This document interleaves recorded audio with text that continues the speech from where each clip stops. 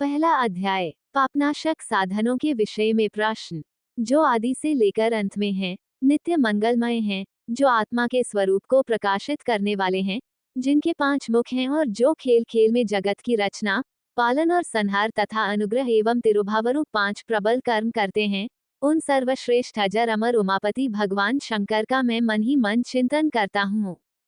व्यास जी कहते हैं, धर्म का महान क्षेत्र, जहाँ गंगा यमुना का संगम है, उस पुण्य में प्रयाग, जो ब्रह्मलोक का मार्ग है, वहाँ एक बार महातेजस्वी, महाभाग, महात्मा मुनियों ने विशाल यज्ञ का आयोजन किया। उस ज्ञान यज्ञ का समाचार सुनकर पौराणिक शिरोमणि व्यास जी के शिष्य सूत जी वहाँ मुनियों के दर्शन के लिए आए।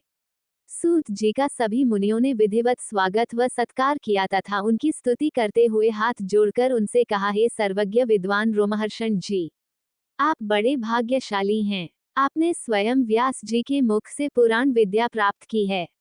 आप आश्चर्य स्वरूप कथाओं का भंडार हैं। आप भूत, भविष्य और वर्तमान के ज्ञाता हैं। हमारा सौभाग्य है कि आपके दर्शन हुए। आपका यहाँ आना निरर्थक नहीं हो सकता। आप कल्याणकारी हैं।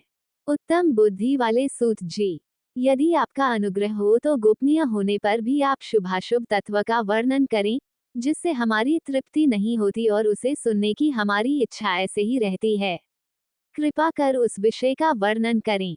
घोर कलियुग आने पर मनुष्य पुण्य कर्म से दूर होकर दुराचार में फंस जाएंगे, दूसरों की बुराई करेंगे, पराई स्त्रियों के प्रति आसक्त होंगे, हिंसा करेंगे, मूर्ख, नास्तिक और पशुबुद्धि हो जाएंगे।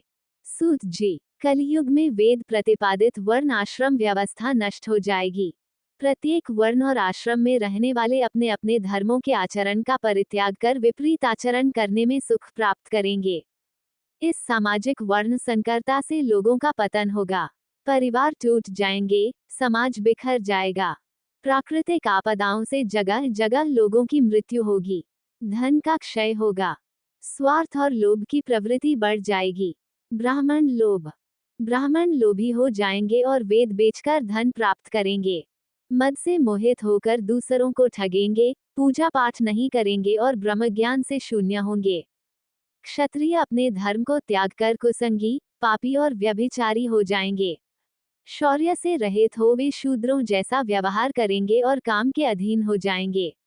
वैश्य धर्म से विमुख हो संस्कार भ्रष्ट होकर कुमार्गी, धनोपार्जन परायण होकर नाप तौल में ध्यान लगाएंगे।